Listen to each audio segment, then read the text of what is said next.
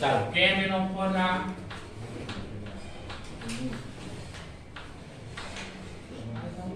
ગુણધર્મોની આપણે ચર્ચા કરીએ.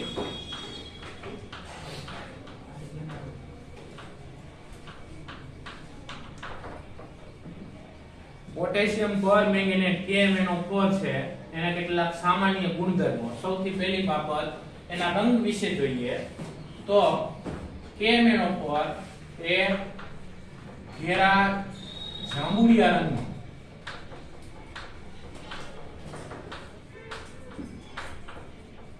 સ્ફટિકમય ઘન પદાર્થ છે.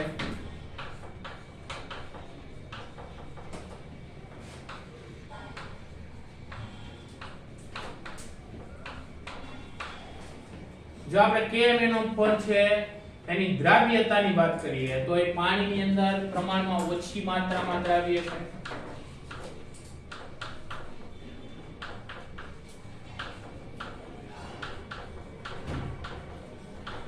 એટલે કે એની દ્રાવ્યતા છે એ પ્રમાણમાં ઓછી હોય. સામાન્ય રીતે 293 કેલ્વિન તાપમાન 100 ગ્રામ પાણીમાં 6.4 ગ્રામ જેટલો દ્રવ્ય થાય. પણ આવી આંકડાકીય માહિતી આપણે કઈ યાદ રાખવાની જરૂર પડતી નથી. બરાબર, આપણે એવું યાદ રાખવું પડે કે ઠંડા પાણીની અંદર પ્રમાણમાં ઓછો દ્રાવ્ય થાય છે પણ ગરમ પાણીની અંદર પાછો દ્રાવ્ય થાય. અને જો એને સરળતાથી દ્રાવ્ય કરવો હોય તો થોડોક એસિડ ઉમેરવામાં આવે તો એ વધુ સરળતાથી દ્રાવ્ય થાય છે. બરાબર, ત્યાર પછી એનો ચુંબકીય ગુણધર્મ ધ્યાનમાં લઈએ તો એ પ્રતિચુંબકીય હોય. એવા પ્રકારનો પદાર્થ છે પ્રતિચુંબકીય હોય.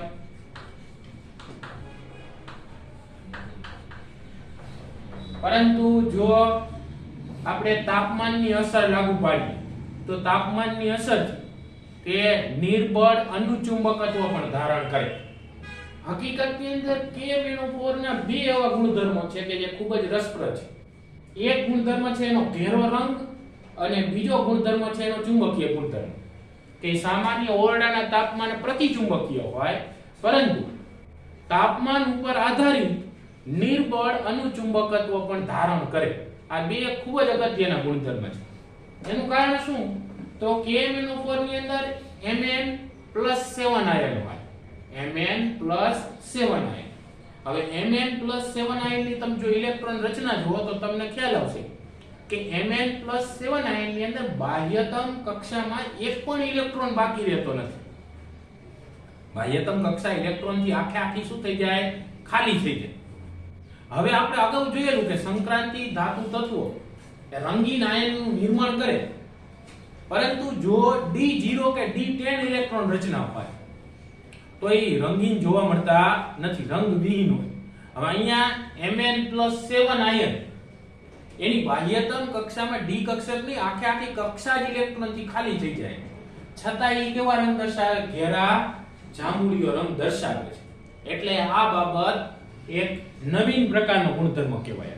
ઉપરાંત હવે બાહ્યતમ કક્ષા ઇલેક્ટ્રોનથી આખી ખાલી હોય તો એમાં અયુગ્મિક ઇલેક્ટ્રોનની હાજરી તો ન જ હોય. એટલે એ સામાન્ય રીતે કેવો હોવો જોઈએ? પ્રતિચુંબકીય જ હોવો જોઈએ. ઓરડાના તાપમાને પ્રતિચુંબકીય છે પણ તાપમાનની અસરથી નિર્બળ અનુચુંબકત્વ ધારણ કરે છે. એટલે આ બે બાબતો રસપ્રદ માહિતી છે. જો એની આપણે વિશેષ સમજૂતી લેવી હોય તો આણ્વીય કક્ષકવાદને આધારે લઈ શકાય. આણ્વીય કક્ષકવાદનો ઉપયોગ કરી અને આ બાબતને સમજાવી શકાય. પરંતુ આપણે આણ્વીય કક્ષકવાદનો અભ્યાસ સીમિત માત્રામાં આપ્યો છે. દ્વિપરમાણુય અણુઓ હોય ને, દ્વિપરમાણુય અણુ એટલે કે બે પરમાણુ જોડાઈને અણુ બનાવતા હોય કે આયન બનેલો હોય એનો જ અભ્યાસ આણ્વીય કક્ષકવાદની અંદર આપણે સમાવિષ્ટ છે. આ સંકીર્ણ આયન છે. KMnO4 હકીકતમાં કેવા પ્રકારનો છે? સંકીર્ણ આયન. આપણે એને લખીએ ને હકીકતમાં સંકીર્ણ સ્વરૂપે તો આ રીતે લખીએ કે KMnO4 આ K પ્લસ MnO4 માઈનસ એટલે આ સંકીર્ણ આયન છે. અને સંકીર્ણ આયનનો અભ્યાસ આપણે આણ્વીય કક્ષકવાદ મુજબ કરતા નથી. એ આપણા પાઠ્યપુસ્તકની બહારની બાબત. અને આપણે કોઈ પણ પ્રકારની પરીક્ષાની અંદર એ પ્રકારનો આણ્વીય કક્ષકવાદ ધ્યાનમાં લેવાની જરૂર પડતી નથી. એટલે આપણે એને વિશેષ સમજાવતા નથી. બરાબર, આપણને ખબર હોવી જોઈએ કે આ બે ગુણધર્મો એના રસપ્રદ ગુણધર્મો છે જેને આણ્વીય કક્ષક વાત મુજબ જ સમજાવી શકાય. બરાબર. અને એ બાબત આપણા પાઠ્ય પુસ્તકની બહારની બાબત હોય, આપણે એને હવે ધ્યાનમાં લેવાની જરૂર પડતી નથી. ત્યાર પછી KMnO4 ઉપર ગરમીની અસર જોઈએ. તો KMnO4 ને જો ગરમ કરવામાં આવે તો KMnO4 ને ગરમ કરતા એનું વિઘટન થાય, અને એનું વિઘટન થઈ અને એમાંથી K2MnO4 બને અને મેંગેનીઝ ડાયોક્સાઇડ ઉત્પન્ન થાય અને સાથે સાથે ઓક્સિજન વાયુ ઉત્પન્ન થાય. પ્રક્રિયા સમીકરણને સંતુલિત કરવા માટે અહીંયા બે વડે ગુણવું પડે. બરાબર. એટલે ગરમ કરતા વિઘટન પામી અને મેંગેનેટ અને મેંગેનીઝ ડાયોક્સાઇડ માં રૂપાંતર પામે છે અને ઓક્સિજન વાયુ ઉત્પન્ન કરે છે. પ્રયોગશાળામાં ઓક્સિજન વાયુ મેળવવા માટે આ પ્રક્રિયાનો ઉપયોગ કરવામાં આવે. આપણે P વિભાગના તત્વોની અંદર ઓક્સિજન વાયુની બનાવટની રીતો આવે, જેમાં પ્રયોગશાળામાં બનાવટની રીતની અંદર સમજાવે કે કેટલાક ઓક્સિજન યુક્ત પદાર્થ જેમ કે KMnO4, KClO3 એનું ઉષ્મીય વિઘટન કરવાથી ઓક્સિજન વાયુ મેળવી શકાય છે. એમાં KClO3 ની પ્રક્રિયા અહીંયા બતાવી છે, KMnO4 ની નથી બતાવી. ઈ આપણે આ D અને F વિભાગના તત્વોમાં આવી જાય. બરાબર. એટલે ગરમીની અસરથી એક ઉષ્મીય વિઘટન થાય અને K2MnO4 અને મેંગેનીઝ ડાયોક્સાઇડ ઉત્પન્ન થાય, સાથે સાથે ઓક્સિજન વાયુ પણ ઉત્પન્ન થાય છે. આ થઈ એના ઉપર ગરમીની અસરની વાત. હવે આપણે એનું બંધારણ જોઈએ કે એનું બંધારણ કેવા પ્રકારનું છે.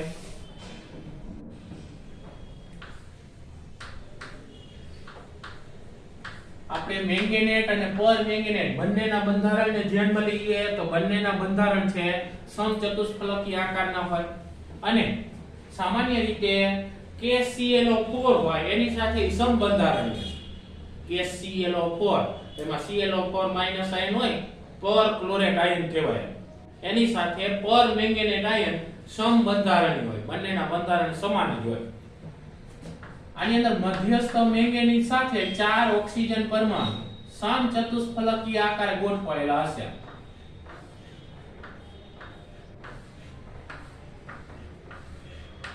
આપણે પહેલા માની લ્યો કે MnO4 2- એટલે કે મેંગેનેટ આયનનું બંધારણ દર્શાવે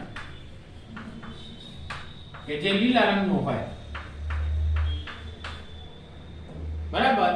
તો એની અંદર 2- આયન છે એટલે બે ઓક્સિજન ઉપર ઋણ વીજભાર આવે, બાકીના બે ઓક્સિજન આમ ત્રિબંધથી જોડાયેલા. આવા પ્રકારનું બંધારણ જોવા મળશે.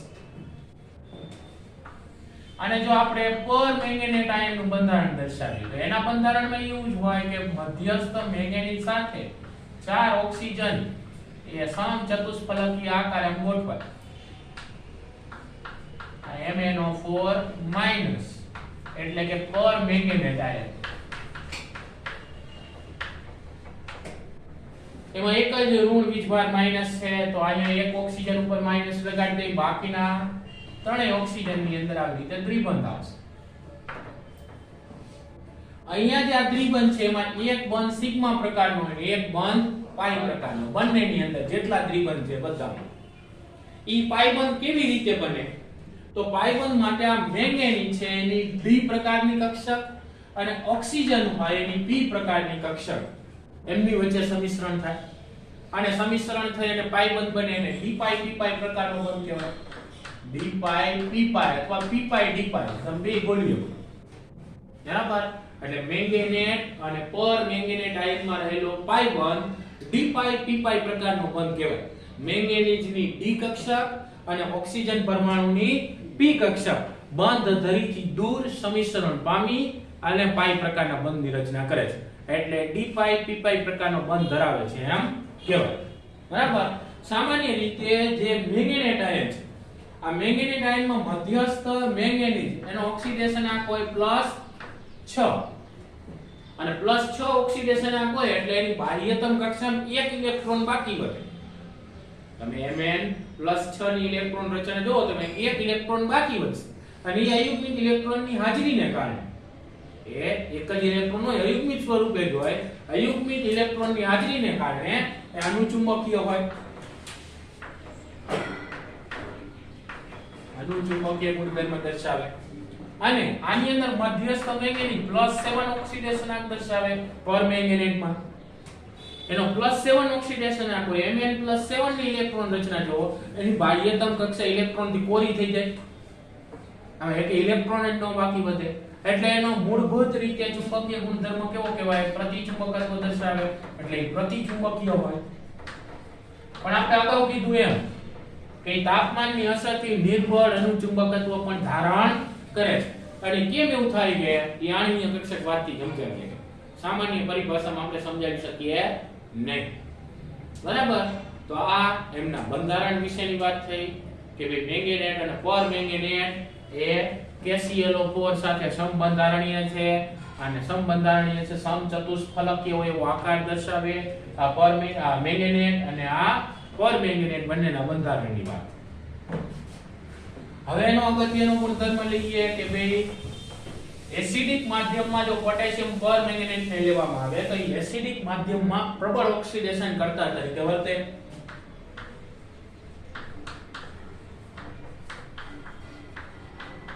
એસિડિક માધ્યમમાં પ્રબળ ઓક્સિડેશન કરતા છે. પ્રબળ ઓક્સિડેશન કરતા હોય એટલે કેટલાક આયનોનું સરળતાથી ઓક્સિડેશન કરે. એસિડિક માધ્યમમાં આયોડાઇડ આયન હોય I-, તો આયોડાઇડ આયનનું KMnO4 છે એ મુક્ત આયોડીનમાં ઓક્સિડેશન કરે. આયોડાઇડ આયન I- નું આયોડીનમાં ઓક્સિડેશન કરે. જો આપણે ફેરસ આયન લઈએ Fe2+, તો ફેરસ આયનનું એ ફેરિક Fe3+ આયનની અંદર ઓક્સિડેશન કરે. ફેરસ આયનનું ફેરિક આયનની અંદર ઓક્સિડેશન કરે છે. જો આપણે ઓક્ઝેલેટ આયન લઈએ C2O4 2- oxalate ion, oxalic acid હોય COOH એની અંદરથી 2H+ મુક્ત કરો આયનીકરણથી, જે ઋણ આયન બાકી વધે એને શું કહેવાય? Oxalate ion C2O4 2- ion. એનું ઈ કાર્બન ડાયોક્સાઇડનું ઓક્સિડેશન કરે. જો NO2- આયન હોય, NO2- એટલે નાઇટ્રાઇટ આયન, આ નાઇટ્રાઇટ આયનનું ઈ નાઇટ્રેટ NO3- આયનની અંદર ઓક્સિડેશન કરે. જો આપણી પાસે સલ્ફાઇડ આયન હોય S2- સલ્ફાઇડ, તો એનું સલ્ફરમાં ઓક્સિડેશન કરે. સલ્ફાઇડ આયનનું સલ્ફરમાં ઓક્સિડેશન કરે. જો આપણી પાસે સલ્ફાઇટ આયન હોય SO3 સલ્ફાઇટ, તો એનું સલ્ફેટમાં ઓક્સિડેશન કરે SO4 માં. એટલે KMnO4 એસિડિક માધ્યમમાં પ્રબળ ઓક્સિડેશન કરતા તરીકે વર્તે. પ્રબળ ઓક્સિડેશન કરતા તરીકે વર્તે આયોડાઇડ આયનનું આયોડીનમાં, ફેરસ આયનનું ફેરિક આયનમાં, ઓક્ઝેલેટ આયનનું કાર્બન ડાયોક્સાઇડમાં, નાઇટ્રાઇટ આયનનું નાઇટ્રેટમાં, સલ્ફાઇડ આયનનું સલ્ફરમાં અને સલ્ફાઇટ આયનનું સલ્ફેટની અંદર ઓક્સિડેશન કરે છે. હકીકતમાં KMnO4 ની ઓક્સિડેશન કરતા તરીકે કેવી પ્રક્રિયા થશે એનો આધાર માધ્યમ ઉપર હોય કે માધ્યમ છે એસિડિક છે, બેઝિક છે કે તટસ્થ પ્રકારનું છે. એના આધારે જુદી જુદી રીતે રાસાયણિક પ્રક્રિયા દર્શાવે છે. બરાબર? એટલે આપણે એને પણ ધ્યાનમાં લેવી પડે. હવે આ બધી જ પ્રક્રિયાઓ છે એને આપણે સંતુલિત અર્ધ પ્રક્રિયા સ્વરૂપે લખીએ કે આમાંથી માની લ્યો કે કોઈ એક પ્રક્રિયાને પહેલા આપણે ધ્યાનમાં લઈએ. ધારો કે આપણે Fe2+ માંથી Fe3+ માં રૂપાંતર, આ પ્રક્રિયાને ધ્યાનમાં લઈએ છીએ તો એ ઓક્સિડેશન પામતી પ્રક્રિયા છે. ઓક્સિડેશન અર્ધ પ્રક્રિયા છે. અને ઓક્સિડેશન અર્ધ પ્રક્રિયા જે ઓક્સિડેશન પામતો હોય એને રિડક્શન કરતા કહેવાય. ચોપડીમાં લખ્યું છે રિડક્શન કરતાઓની સંતુલિત પ્રક્રિયાઓ નીચે મુજબ લખી શકાય છે. બરાબર? તો આ બધા રિડક્શન કરતાઓ છે એની આપણે અર્ધ પ્રક્રિયા લખીએ. માની લ્યો કે આપણે પ્રક્રિયા લખવી હોય આ Fe2+ એમાંથી Fe3+, તો અર્ધ પ્રક્રિયા કઈ રીતે સંતુલિત કરવાની હોય તો કે આનો પહેલા ઓક્સિડેશન આંક ધ્યાનમાં લેવાનો આ +2, પછી આનો ઓક્સિડેશન આંક ધ્યાનમાં લેવાનો આ +3, પછી જેનો ઓક્સિડેશન આંક બદલે છે એ તત્વની સંખ્યા બંને બાજુ કેવી હોવી જોઈએ? સમાન હોવી જોઈએ. પહેલા આ ધ્યાનમાં રાખવાનું. અહીંયા બે બાજુ એક એકુકાત છે એટલે એ સમાન જ છે. જો એ સમાન ન હોય તો સમાન કરવાનું. સમાન કર્યા પછી કુલ ઓક્સિડેશન આંક જોવાનો. પછી અહીંયા સંખ્યા વડે ગુણી નાખવાનું. માની લ્યો કે જો અહીંયા બે બે વડે ગુણવું પડ્યું હોત તો અહીંયા ઓક્સિડેશન આંકને શું કરવું પડે? બે વડે ગુણી નાખવાનું. બરાબર? એની સંખ્યાને ધ્યાનમાં લેવાનું છે અને સંખ્યા વડે ગુણી અને કુલ ઓક્સિડેશન આંક જોવાનું. પછી કુલ ઓક્સિડેશન આંકનો ફેરફાર જોવાનો. અહીંયા કુલ ઓક્સિડેશન આંકનો ફેરફાર +2 માંથી +3 એટલે કેટલાનો ફેરફાર થાય છે? 1 નો. 1 નો ફેરફાર થાય એટલે 1 ઇલેક્ટ્રોન ઉમેરવો પડે. હવે ઇલેક્ટ્રોન ઉમેરવાનો કઈ બાજુ હોય? તો કે ઓક્સિડેશન પ્રક્રિયાની અંદર જમણી બાજુએ હોય, રિડક્શન પ્રક્રિયામાં ડાબી બાજુએ હોય. બરાબર? એટલે આની અંદર જમણી બાજુએ 1 ઇલેક્ટ્રોન ઉમેરવો પડે. આ બાજુ ઇલેક્ટ્રોન ઉમેરી નાખ્યો બે આ ઇલેક્ટ્રોન. આ અર્ધ પ્રક્રિયા હવે એસિડિક માધ્યમમાં આપણે સંતુલિત સ્વરૂપે લખવાનું હોય. પણ એના પહેલા જોઈ લેવાનું કે જો આ પ્રક્રિયા સંતુલિત થઈ ગઈ હોય તો માધ્યમ કે પાણીના અણુ કાંઈ ઉમેરવાની જરૂર પડતી નથી. જો એ સંતુલિત ન થયું હોય તો જ આપણે પાણીના અણુ કે માધ્યમમાં H+ નાખવાના છે. એસિડિક માધ્યમમાં તમે અર્ધ પ્રક્રિયા સંતુલિત કરતા હોય ને એટલે ઓક્સિજનને જોવાનું. બરાબર? એટલે પછી શું જોવાનું? ઓક્સિજન. હવે ઓક્સિજનની સંખ્યા કઈ બાજુ કેટલી છે? જે બાજુએ ઓક્સિજનનો તૂટો આવતો હોય એ બાજુએ એટલા મોલ પાણીના અણુ મૂકી દેવાના. અને જેટલા મોલ પાણીના અણુ મૂકી એનાથી ડબલ H+ એની સામેની બાજુ મૂકી દેવાના. પ્રક્રિયા સમીકરણ સંતુલિત થઈ જાય સીધું જ. આમાં માની લ્યો કે ઓક્સિજન જ નથી તો એનો અર્થ એવો કે આ પ્રક્રિયા સમીકરણ શું થઈ ગયું? છે સંતુલિત થઈ ગયું. અર્ધ પ્રક્રિયા સંતુલિત જ છે. ટેક્સ્ટ બુકમાં એવું હોય છે કે આ જ પ્રક્રિયા આવી જ લખવાને બદલે 5 વડે ગુણીને લખીએ છીએ. બરાબર? એવું એને શું કામ કહ્યું? એવું કરવાનું કારણ એ છે કે એને કેમ એનો પર એ પ્રક્રિયા લખવી છે. ટોટલ પ્રક્રિયા છે ને એ લખવી છે કેમ એનો પર. કેમ એનો પર એસિડિક માધ્યમમાં કેવી રીતે પ્રક્રિયા કરે? ઓકે, KMnO4 માં MnO4 - આયન જે પર મેંગેનેટ આયન છે એ એસિડિક માધ્યમમાં પ્રક્રિયા કરે ને એસિડિક માધ્યમમાં Mn2+ એવા પ્રકારના આયનની અંદર રૂપાંતરણ પામી જાય છે Mn2+ માં. હવે આની અંદર Mn નો ઓક્સિડેશન આ કેટલો? +7. આની બાજુ Mn2+ નો +2. બંનેની સંખ્યા સમાન જ છે અને એકુકિત છે એટલે આ કુલ ઓક્સિડેશન આંક જ થઈ ગયું. બરાબર? હવે કુલ ઓક્સિડેશન આંકના ફેરફાર મુજબ ઇલેક્ટ્રોનની સંખ્યા લખવી પડે. +7 માંથી +2 કેટલાનો ફેરફાર? 5. અને તમે જોઈએ કે ઓક્સિડેશન આંક ઘટે છે એટલે રિડક્શન પ્રક્રિયા છે અને રિડક્શન અર્ધ પ્રક્રિયામાં કઈ બાજુ ઇલેક્ટ્રોન ઉમેરવા પડે? ડાબી બાજુ. તો આની બાજુએ ઇલેક્ટ્રોન કેટલા ઉમેરવા પડશે? 5 ઇલેક્ટ્રોન. આ 5 ઇલેક્ટ્રોન નાખી દીધા. હવે શું જોવાનું? ઓક્સિજન પરમાણુની સંખ્યા.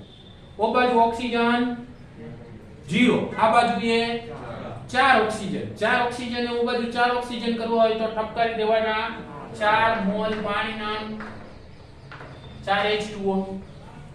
હાઇડ્રોજન 4 ગુણે તો આ બાજુ લખી નાખવાના 8H+ આ એસિડિક માધ્યમમાં KMnO4 ની અર્ધ પ્રક્રિયા થઈ. આ ઓક્સિડેશન કરતાની અર્ધ પ્રક્રિયા અને આ રિડક્શન કરતાની અર્ધ પ્રક્રિયા. તમારે કુલ રેડોક્સ પ્રક્રિયા લખવી હોય તો શું કરવું પડે? બેયનો સરવાળો. પણ સરવાળો કરતા પહેલા બંનેની અંદર ઇલેક્ટ્રોનના ફેરફારની સંખ્યા કેવી હોવી જોઈએ? સમાન હોવી જોઈએ. આમાં 5 ઇલેક્ટ્રોન અને આમાં 5 ઇલેક્ટ્રોન કરવા હોય શું કરવું પડે? 5 વડે અહીંયા 5 વડે ગુણતા જાય. આ 5 5 પછી આનો બેઝે સરવાળો. ડાબી બાજુનું બધું ડાબી બાજુ, જમણી બાજુનું બધું એ જમણી બાજુ ઇલેક્ટ્રોન ઉલાડી દેવાય. એટલે આવી પ્રક્રિયા થાય. MnO4 વત્તા 5Fe2+ વત્તા 8H+ ઇલેક્ટ્રોન ગયા. એમાંથી Mn2+ વત્તા 5Fe3+ વત્તા 4H2O આ બાજુએ આ ઇલેક્ટ્રોન ગયા. આ કુલ રેડોક્સ પ્રક્રિયા થઈ. અને કુલ રેડોક્સ પ્રક્રિયા તમે સરળતાથી લખી શકો. એટલે પાઠ્યપુસ્તકમાં શું કહ્યું છે, બધી પ્રક્રિયામાં ઇલેક્ટ્રોનનો ફેરફાર 5 અથવા 5 ના ગુણકમાં આપ્યો. 5 અથવા 5 ના ગુણકમાં, કે જેથી તમે એસિડિક માધ્યમમાં કુલ રેડોક્સ પ્રક્રિયા સરળતાથી લખી શકો. બરાબર. તો મને નથી લાગતું કે 12મા વાળાને એવું એટલી બધું સરળીકરણ કરીને આપવાની જરૂરિયાત હોય. તમને આવી પ્રક્રિયા 5 વિના આપી હોય તો તમને એવી ખબર પડવી જ જોઈએ, કારણ 5 વડે ગુણીને આમાં ઉમેરવાની હોય. એમને જો તમે ઉમેરી દેતા હોય તો આમ થાય, પાસ ન થાય. બરાબર. એટલે રેડોક્સ પ્રક્રિયાનો સરવાળો કરો ત્યારે બંનેમાં ઇલેક્ટ્રોનની સંખ્યા સમાન કરી અને પછી સરવાળો કરવાનો, તમે કુલ રેડોક્સ પ્રક્રિયા સરળતાથી લખી શકો. પછી હવે તમે આટલામાંથી ગમે એને પસંદ કરી લો. બરાબર. આટલી અર્ધ પ્રક્રિયામાં ગમે એ અર્ધ પ્રક્રિયા એક પસંદ કરી, એના બદલે તમે ગમે એ પસંદ કરી લો. એ પસંદ કરી અને એની રિડક્શન કરતાની અર્ધ પ્રક્રિયા લખો. ઓક્સિડેશન કરતાની અર્ધ પ્રક્રિયા આપણી પાસે આ રહી. બરાબર. ઈ તો આને આઠ લેવાની છે. બેયમાં ઇલેક્ટ્રોનનો ફેરફાર સમાન કરો, બેયનો બેઝિક સરવાળો કરો, કુલ રેડોક્સ પ્રક્રિયા લખાઈ જાય. એટલે જ્યારે જે રેડોક્સ પ્રક્રિયાની જરૂર પડે તમે સરળતાથી લખી શકશો. કોઈ જ વાંધો ન આવે એની અંદર. બરાબર. એટલે આમાંથી હવે એકેય હું કરાવતો નથી. આમાંથી જે તમને મોજ આવે એવી પ્રક્રિયા તમે લખી શકો. માની લ્યો કે આ વોટ ફેવરિટ પ્રક્રિયા છે એ તો ખાસ કરજો. કઈ તો કે ઓક્ઝેલેટ આયનનું કાર્બન ડાયોક્સાઇડમાં રૂપાંતરણ. પાછું આપણી પાસે એક જ રીત છે. શું?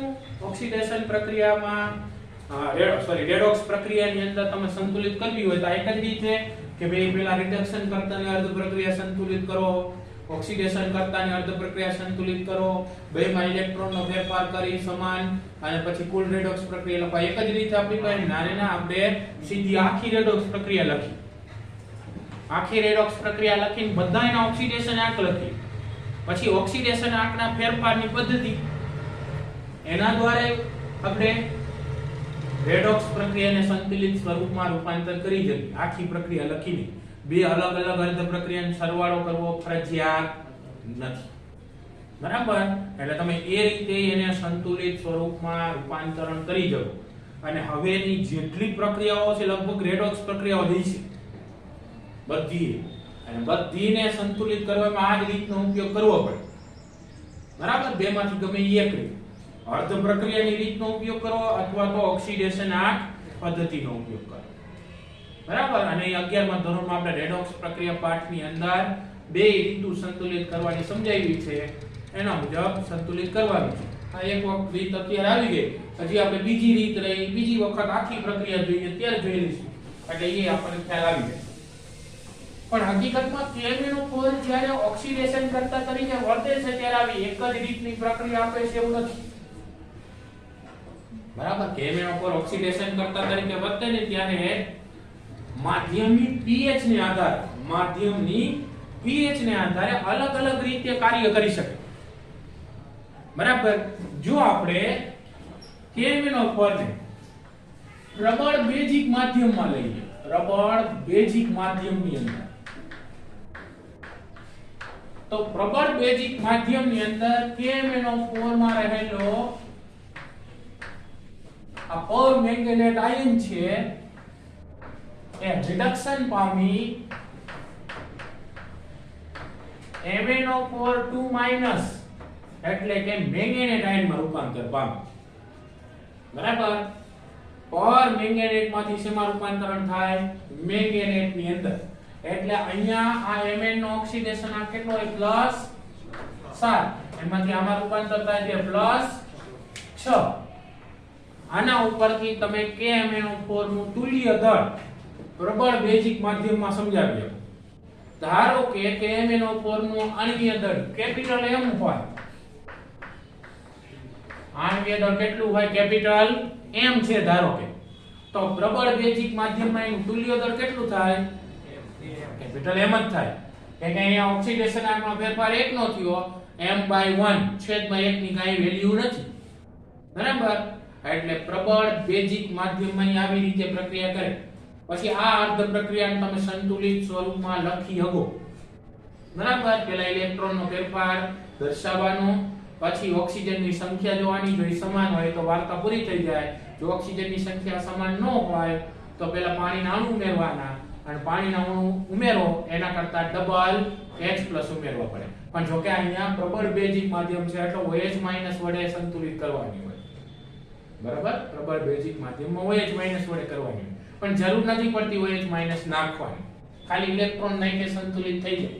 પછી નિર્બળ બેઝિક અથવા તટસ્થ માધ્યમ લ્યો તમે.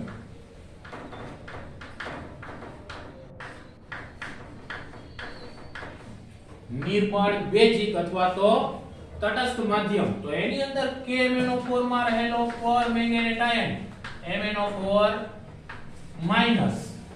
એ મેંગેનીઝ ડાયોક્સાઇડ ની અંદર રૂપાંતરણ પામે છે MnO2 ની અંદર. હવે આની અંદર Mn નો ઓક્સિડેશન આ પ્લસ 7, આની અંદર Mn નો ઓક્સિડેશન આ પ્લસ 4. બરાબર, તો કેટલાનો ફેરફાર થયો? 3. તો તમે નિર્બળ બેઝિક અથવા તટસ્થ માધ્યમમાં KMnO4 માં આની અંદર કેપિટલ M હોય તો એનું તુલ્ય દળ કેટલું થાય? M/3 થાય. બરાબર, M/3 આપણને એનું તુલ્ય દળ પ્રાપ્ત થાય. એટલે આ નિર્બળ બેઝિક અથવા તટસ્થ માધ્યમ છે. લખ્યું છે મેં નિર્બળ બેઝિક અથવા તટસ્થ માધ્યમ. અર્ધ પ્રક્રિયાને સંતુલિત કરવાની એ H+ વડે. અર્ધ પ્રક્રિયાને સંતુલિત કેના વડે કરવાની છે? H+ વડે જ કરવાની છે. એટલે આની અંદર જો તમારે સંતુલિત કરવી હોય પ્રક્રિયા તો આવી કરવું પડે. જો અહીંયા આપણે 3 ઇલેક્ટ્રોન અહીંયા નાખીએ પેલા, કારણ કે 3 નો ફેરફાર એટલે. પછી ઓક્સિજનની સંખ્યા જો આ બાજુ 4 અને આ બાજુ 2 છે, તો આ બાજુ ઓક્સિજનની સંખ્યા સમાન કરવા માટે 2 મોલ H2O, 2 મોલ H2O, પછી આની બાજુ 2 4H+. આવી અર્ધ પ્રક્રિયા થાય. આની અંદર ખાલી ઇલેક્ટ્રોન નાખી દો, આ બાજુ 1 ઇલેક્ટ્રોન, એટલે આ બાજુ 2 વીજભાર અને આ બાજુ 2 વીજભાર. ઓક્સિજનની સંખ્યા, Mn ની સંખ્યા બધું હરખું. અને એસિડિક માધ્યમ હોય, પ્રબળ એસિડિક માધ્યમ, તો એની અંદર તો હમણાં જ આપણે પ્રક્રિયા લઈ કે ભાઈ MnO4- આયન પ્રબળ એસિડિક માધ્યમની અંદર Mn2+ માં રિડક્શન પામે. અહીંયા +7 હોય, અહીંયા +2 ઓક્સિડેશન આ કોઈ 5 નો ફેરફાર હોય. એટલે જો તમારે તુલ્ય દળ લખવું હોય તો M/5 થાય પ્રબળ એસિડિક માધ્યમની. બરાબર, અને આની અંદર જો આપણે આ +7 માંથી +2 એટલે 5 ઇલેક્ટ્રોન આ બાજુ ઉમેરવા પડે, અને આ બાજુએ 4 પાણીના અણુ ઉમેરવા પડશે, અને 4 દુને આ બાજુએ 8H+ નાખવા પડશે. બરાબર, તો આ અલગ અલગ માધ્યમમાં KMnO4 કઈ રીતે ઓક્સિડેશન કરતા તરીકે વર્તે છે એની અર્ધ પ્રક્રિયાઓ થઈ. ઓક્સિડેશન કરતાની અર્ધ પ્રક્રિયાઓ અલગ અલગ માધ્યમની અંદર. આવી રીતે રિડક્શન કરતાની અર્ધ પ્રક્રિયાઓ તમે અલગ અલગ માધ્યમમાં લખી શકો. એસિડિક માધ્યમમાં લખવી હોય, બેઝિક માધ્યમમાં લખવી હોય, તટસ્થ કે નિર્બળ બેઝિક માધ્યમમાં લખવી હોય, એની લખી શકો. પણ પછી બંને અર્ધ પ્રક્રિયાની અંદર ઇલેક્ટ્રોનની સંખ્યા સમાન કરીને કુલ રેડોક્સ પ્રક્રિયા લખી શકાય.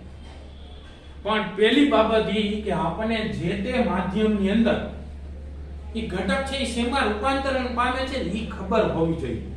કારણ કે એકને એક પ્રકારનો આયન એસિડિક માધ્યમમાં કે નિર્બળ બેઝિક કે તટસ્થ માધ્યમમાં અલગ સ્વરૂપમાં ઓક્સિડેશન કે રિડક્શન પામતો હોય. દરેક વખતે એકને એક પ્રકારમાં રૂપાંતર પામતો એવું ન હોય. KMnO4 માં જેવું એવું બીજામાં હોઈ શકે, અન્ય આયનોમાં. બરાબર, એટલે ઈ આપણે યાદ રાખવું પડે કે એસિડિક માધ્યમમાં કયા સ્વરૂપમાં રૂપાંતર પામે છે, તટસ્થ કે નિર્બળ બેઝિક માધ્યમમાં કયા સ્વરૂપમાં રૂપાંતર પામે છે. ઈ ખબર હોય તો જ આપણે પ્રક્રિયા લખી શકીએ અને પ્રક્રિયા સંતુલિત સ્વરૂપમાં રૂપાંતર કરી શકાય. હવે KMnO4 જ્યારે ઓક્સિડેશન કરતા તરીકે વર્તે ત્યારે આની 3 અર્ધ પ્રક્રિયા છે એ જોઈ અને આપણે જોઈએ છીએ કે આમાં બધામાં જો H+ આવે એનો અર્થ એવો કે H+ ની સાંદ્રતા આ પ્રક્રિયાની ગતિકીને ખૂબ જ અસર કરતી છે કે ભાઈ પ્રક્રિયા થશે કે નહીં. H+ ની સાંદ્રતા એને મેન્ટેન કરતી હશે.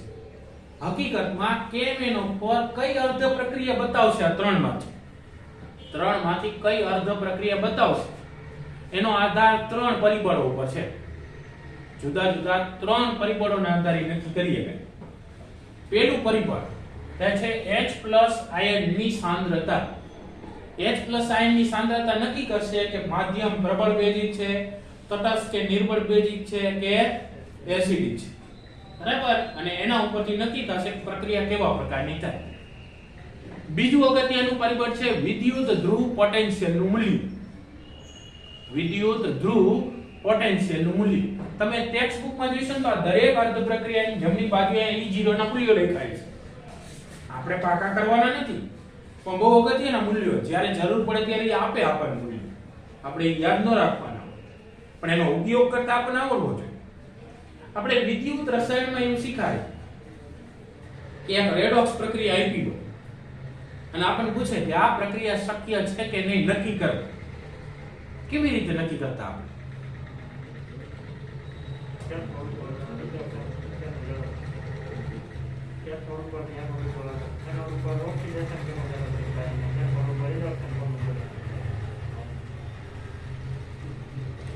એક રેડોક્સ પ્રક્રિયા આપી દીધી છે, તમે સમજો, એક રેડોક્સ પ્રક્રિયાને આપી દીધી છે. આપણે ખાલી એ નક્કી કરવું છે કે આ પ્રક્રિયા શક્ય છે કે નહીં.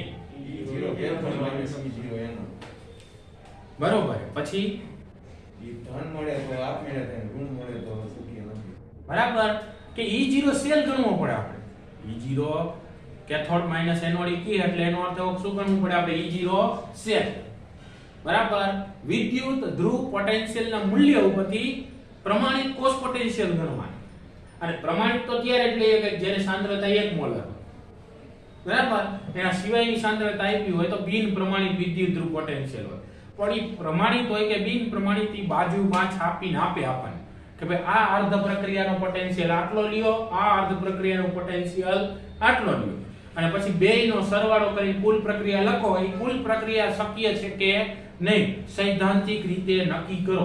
તો એના માટે બે વિદ્યુત ધ્રુવ પોટેન્શિયલ ઉપરથી પહેલા આપણે નક્કી કરવાનું કે કઈ ઓક્સિડેશન છે, કઈ રિડક્શન છે.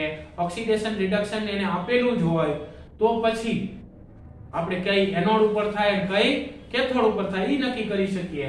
અને પછી E0 સેલનું મૂલ્ય ગણવાનું.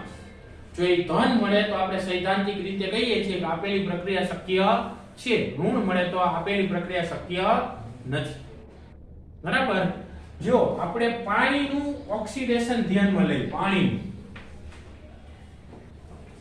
તો પાણીનું ઓક્સિડેશન આવું થાય.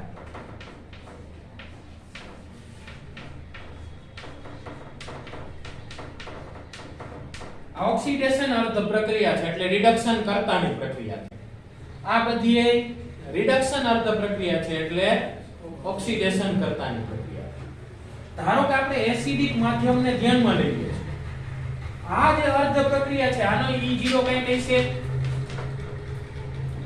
આ જે અર્ધ પ્રક્રિયા છે MnO4- ની એસિડિક માધ્યમમાં એનો કઈ E0 હશે. બરાબર. અને આપણે ધારો કે દરેકની સાંદ્રતા 1 મોલર લઈ છે એટલે H+ ની એ સાંદ્રતા કેટલી લેવામાં આવે છે? 1 મોલર. એટલે બેયના પ્રમાણિત વિદ્યુત ધ્રુવ પોટેન્શિયલના મૂલ્યો હોય એના ઉપરથી આપણે E0 સેલ ગણીએ છીએ. તો આપણને સૈદ્ધાંતિક રીતે જોવા મળે છે કે E0 સેલનું મૂલ્ય ધન આવે. E0 સેલનું મૂલ્ય કેવું આવે છે? ધન મળે છે. એ શું દર્શાવે આપણને? એ દર્શાવે કે H+ આયનની 1 મોલર સાંદ્રતા તમે રાખો ને તો KMnO4 પાણીનું શું કરે? ઓક્સિડેશન કરે અને ઓક્સિજન વાયુ ઉત્પન્ન થશે. KMnO4 ને ખાલી પાણીમાં નાખો, માધ્યમમાં H+ આયનની સાંદ્રતા ખાલી 1 જ મોલર રાખવાની, તોય તે પાણીનું ઓક્સિડેશન કરી શકે અને ઓક્સિજન વાયુ ઉત્પન્ન કરશે. આવું કોણ આપણને સમજાવે? વિદ્યુત રસાયણ. વિદ્યુત રસાયણ એટલે વિદ્યુત ધ્રુવ પોટેન્શિયલનું મૂલ્ય. પણ હકીકતમાં જ્યારે પ્રક્રિયા કરો ને પ્રાયોગિક રીતે ત્યારે જોવા મળે કે પ્રક્રિયા અત્યંત ધીમી છે. પ્રક્રિયા કેવી છે? અત્યંત ધીમી છે. એ પ્રક્રિયા સામાન્ય રીતે સામાન્ય તાપમાને રાસાયણિક ગતિકી મુજબ એટલી બધી શક્ય હોતી નથી. બરાબર. એટલે કોઈ પણ પ્રક્રિયા શક્ય થશે કે નહીં તે આ ત્રણ બાબતો ઉપરથી નક્કી કરવામાં આવે આ પ્રક્રિયાઓની અંદર. પહેલું જોવામાં આવે H+ આયનની સાંદ્રતા, બીજું જોવામાં આવે વિદ્યુત ધ્રુવ પોટેન્શિયલના મૂલ્યો અને ત્રીજું જોવામાં આવે રાસાયણિક ગતિ. ત્રણેય પરિબળોના સમન્વય બાદ તમે નક્કી કરી શકો કે આપેલી પ્રક્રિયા પ્રાયોગિક રીતે શક્ય છે કે નહીં. હકીકતમાં આ એસિડિક માધ્યમમાં MnO4- અને પાણી વચ્ચેની પ્રક્રિયા તાપમાન વધારવામાં આવે અથવા તો કોઈ ઉદ્દીપક ઉમેરવામાં આવે તો શક્ય બને. ઓરડાના તાપમાને રાસાયણિક ગતિકી મુજબ પ્રાયોગિક રીતે એટલી બધી પ્રક્રિયા થતી નથી. બરાબર. એટલે KMnO4 ઓક્સિડેશન કરતા તરીકે વર્તે ત્યારે રિડક્શન કરતા સાથેની એની પ્રક્રિયા શક્ય છે કે નહીં અને કઈ પ્રક્રિયા થશે એનો આધાર કેટલા પરિબળો ઉપરથી નક્કી થાય? ત્રણ પરિબળો ઉપર. H+ આયનની સાંદ્રતા ઉપરથી, વિદ્યુત ધ્રુવ પોટેન્શિયલ ઉપરથી અને રાસાયણિક ગતિકી. રેડી? હવે આપણને પોટેશિયમ પરમેંગેનેટને જ્યારે અનુમાપનની અંદર ઉપયોગમાં લેવામાં આવે અને જુદા જુદા અનુમાપન કરવામાં આવે, રેડોક્સ અનુમાપન કહેવાય, ત્યારે અલગ અલગ માધ્યમની અંદર કેવી રીતે પ્રક્રિયાઓ થાય એના વિશેની સમજૂતી આપી છે કે ભાઈ એસિડિક માધ્યમમાં એ પ્રક્રિયા કરે. એસિડિક માધ્યમમાં તો એસિડિક માધ્યમમાં કઈ કઈ પ્રક્રિયાઓ કરે તો એ તો હમણાં જ આપણે અહીં લાંબુ લિસ્ટ લખ્યું. બરાબર. એની જે પ્રક્રિયાઓ એને સંપૂર્ણ રેડોક્સ પ્રક્રિયા સ્વરૂપે આપી કે ભાઈ KMnO4 એસિડિક માધ્યમમાં જે આયોડાઇડ આયન હોય, આયોડાઇડ આયન, પોટેશિયમ આયોડાઇડ લ્યો તમે KI, તો એમાં આયોડાઇડ આયન હોય. બરાબર. એ આયોડાઇડ આયનનું આયોડીનમાં ઓક્સિડેશન કરે. આયોડાઇડ આયનનું શેમાં રૂપાંતર કરે? આયોડીનમાં ઓક્સિડેશન કરે છે. પછી ફેરસ આયન હોય Fe2+ કે જે લીલા રંગનો છે, એનું પીળા રંગના Fe3+ આયનમાં ઓક્સિડેશન કરે છે. એની તો આપણે કુલ પ્રક્રિયા જોઈ કેવી રીતે પ્રક્રિયા થાય છે. પછી ઓક્ઝેલિક એસિડ કે ઓક્ઝેલેટ આયન હોય, ઓક્ઝેલિક એસિડ અથવા તો ઓક્ઝેલેટ આયન હોય તો એનું કાર્બન ડાયોક્સાઇડમાં ઓક્સિડેશન કરે. સલ્ફાઇડ આયન હોય, હાઇડ્રોજન સલ્ફાઇડ હોય H2S, તો એમાં સલ્ફાઇડ આયન હોય F2- આયન, એનું સલ્ફરમાં ઓક્સિડેશન કરે. પછી સલ્ફ્યુરસ એસિડ હોય, એનું સલ્ફ્યુરિક એસિડમાં રૂપાંતર કરે. સલ્ફ્યુરસ એસિડ એટલે H2SO3, એમાં સલ્ફાઇટ આયન હોય SO3 એનું ઓક્સિડેશન કેમાં કરે? સલ્ફેટ SO4 ની અંદર કરે. પછી નાઇટ્રાઇટ આયન હોય NO2- આયન, એનું નાઇટ્રેટ NO3- ની અંદર રૂપાંતરણ કરે. કુલ 6 પ્રક્રિયાઓ આપણને આપેલી છે એસિડિક માધ્યમમાં. અને એસિડિક માધ્યમમાં કઈ રીતે પ્રક્રિયા સંતુલિત કરવી એને હજી એક વખત એક ઉદાહરણથી સમજાવ્યું. કુલ પ્રક્રિયા સીધી સંતુલિત કરવી હોય તો કઈ રીતે સંતુલિત કરવાની હોય? બરાબર. આ MnO4- ઓક્ઝેલેટ આયન એટલે કે C2O4 આયન સાથે પ્રક્રિયા કરે. કઈ પ્રક્રિયા થઈ અને એમાંથી MnO4- થઈ Mn2+ માં રૂપાંતરણ પામે છે અને ઓક્ઝેલેટ આયન છે એ કાર્બન ડાયોક્સાઇડ CO2 માં રૂપાંતરણ પામે છે. પ્રક્રિયાને સંતુલિત કરવા માટે સૌથી પહેલા દરેકના ઓક્સિડેશન આંક લખવાના, જેના ઓક્સિડેશન આંક બદલતા હોય એની સંખ્યા સમાન કરવાની. આની અંદર Mn નો ઓક્સિડેશન આંક +7, અહીંયા +2, અહીંયા કાર્બન નો અને અહીંયા કાર્બન નો ઓક્સિડેશન આંક ગણી મને કયો? સાચો કઈ ગયો?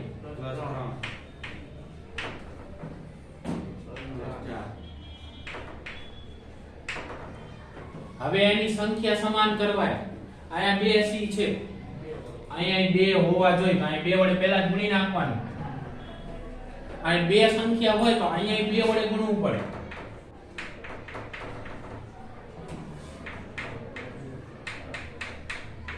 હવે કુલ ફેરફાર ધ્યાનમાં લેવાનો. +7 માંથી +2, આ 5 નો ફેરફાર. આ +6 માંથી +8, આ 2 નો ફેરફાર. બેને સમાન કરવા માટે આને 2 વડે આને 5 વડે ગુણી નાખીએ. આને 2 વડે ગુણ્યા અહીંયા પકડો અહીંયા બગડો. આને 5 વડે ગુણ્યા અહીંયા 5 નો અને અહીંયા 5 દુ 10. બરાબર. હવે ઓક્સિજનની સંખ્યા ગણવાની. આ બાજુ કેટલા ઓક્સિજન છે જો 4 દુ ને 8, 5 ચોક ને 20, કુલ કેટલા થી આ બાજુ 28. આ બાજુ ઓક્સિજન 10 દુ ને 20, કેટલાનો તૂટો 8, એટલા પાણી નામનું આ બાજુ લખી નાખીએ. 8 દુ ને હાઇડ્રોજન કેટલા થયા 16, એટલા H પ્લસ આ બાજુ લખી નાખીએ. હવે જો પ્રક્રિયાના આખા સમીકરણમાં કાઈ કોમન નીકળતું હોય તો કાઢી નાખવાનું એવું હોય તો બરાબર. આમાં કાઈ નથી નીકળતું, બગડો પાંચડો તગડો જે કોમન નીકળતું હોય એને આખા સમીકરણ ભાગી નાખવાનું.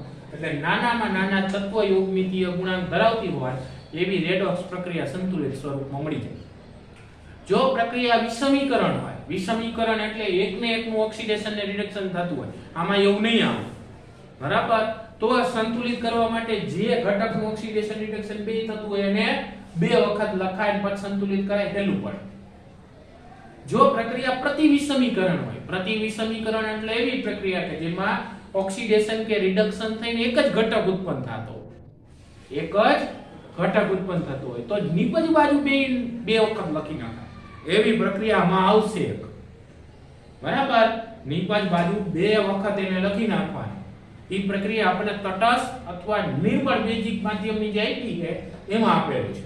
એમાં ત્રણ પ્રક્રિયા આપી છે. આ એસિડિક માધ્યમની વાર્તા પૂરી.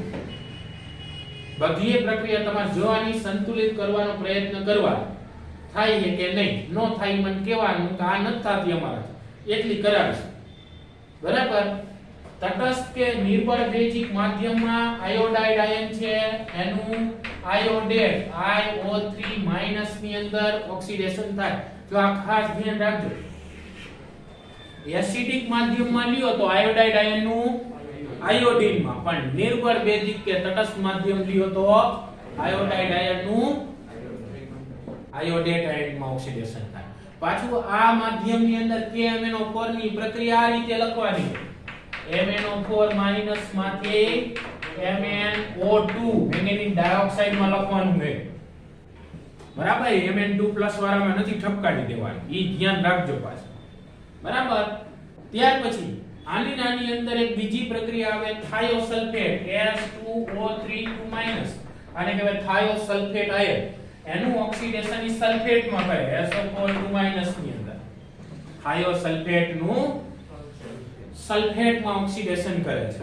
અને Mn2+ આયન હોય તો એનું ઓક્સિડેશન ઈ MnO2 મેંગેનીઝ ડાયોક્સાઇડ માં કરે. Mn2+ નું શેમાં કરે? MnO2 ની અંદર મેંગેનીઝ ડાયોક્સાઇડ માં ઓક્સિડેશન કરે. આમાં ત્રણ પ્રક્રિયા આપી છે.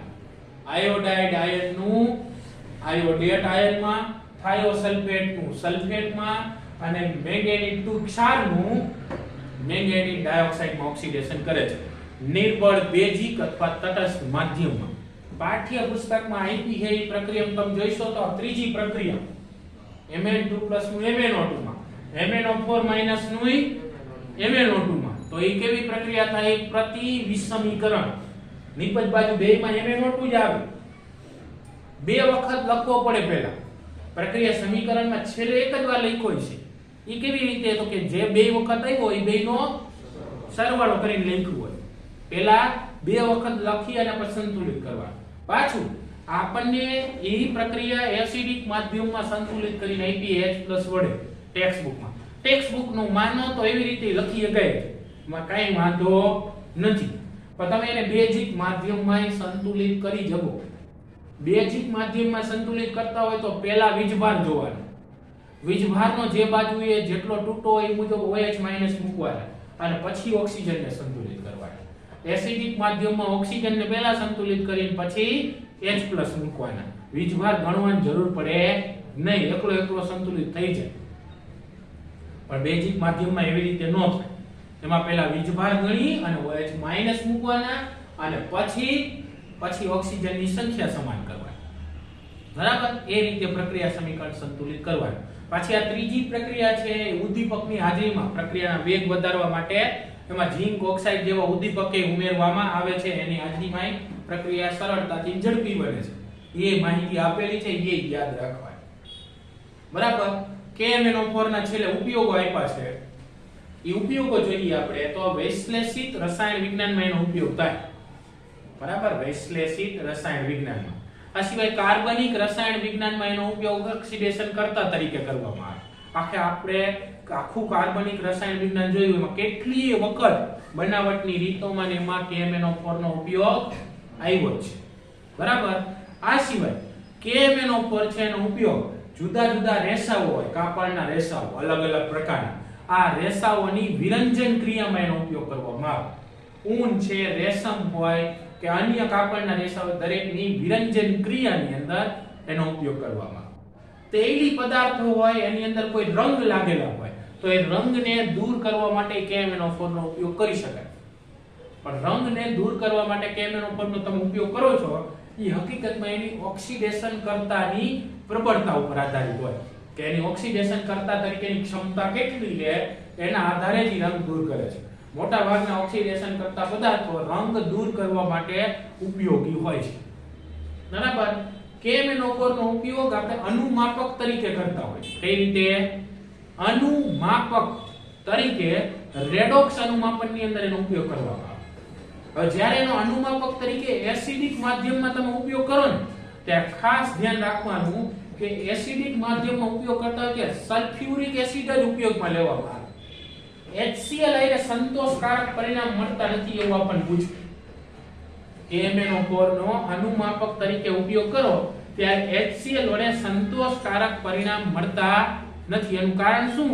તો કે HCl માં જે Cl- આયન હોય ને એ KMnO4 વડે ઓક્સિડેશન પામીને ક્લોરીન માં રૂપાંતર પામી જાય Cl2 માં.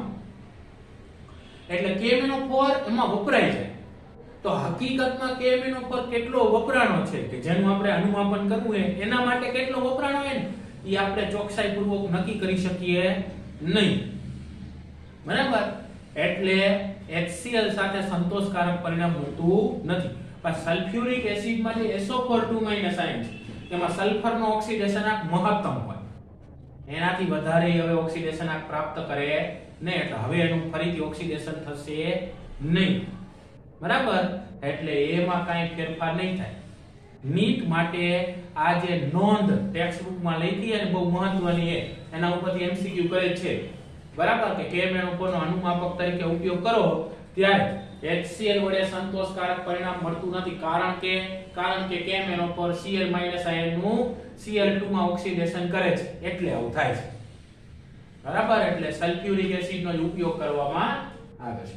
તો આથી આ KMnO4 ના ગુણધર્મો, એની જુદી જુદી રેડોક્સ પ્રક્રિયાઓ અને એના ઉપયોગો વિશેની માહિતી. રેડી? ચાલો આજે અહીંયા સુધી રાખીએ.